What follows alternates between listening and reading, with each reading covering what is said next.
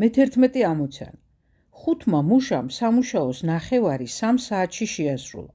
შემდეგ მათ დაემატათ 1 მუშა და დარჩენილი სამუშაო ერთად დაასრულეს.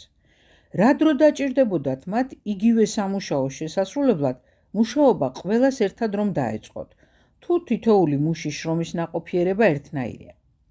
მოდით მივყვეთ ამ ამოცანას ნაბიჯ-ნაბიჯ და ვნახოთ რას გვეუბნება. ამოცანა გვეუბნება რომ 5-მა მუშამ სამუშაოს 9:15 3 საათში შეასრულა. ამოვწეროთ ეს ინფორმაცია. 5 მუშა ყავს, სამუშაოს 9:15 3 საათში შეასრულეს ამ 5-მა მუშამ. ცხადია ეს 5 მუშა თლიან სამუშაოს შეასრულებდა 6 საათში, იმიტომ რომ 9:15-ს თუ ანდომებს 3 საათს, მეორე 9:15-ს 3 საათს ვანდომებ და ანუ ჯამში 6 საათს. მაშინ ერთი მუშა იგივე სამუშაოს, ანუ სრულ სამუშაოს შეასრულებს 5-ჯერ მეტ დროში, ხო მართალია? ამიტომ 30 საათი დასჭირდება ერთ მუშას ამ სამუშაოს შესასრულებლად. ამოცანა გვეკითხება ერთი მუშა რომ დამატებოდათ, ანუ 6 მუშა ამ თლიან სამუშაოს რამდენ ხანში შეასრულებდაო თავიდან ბოლომდე.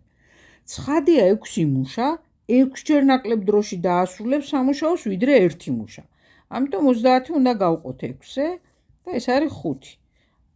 პასუხი არის D 5 საათი.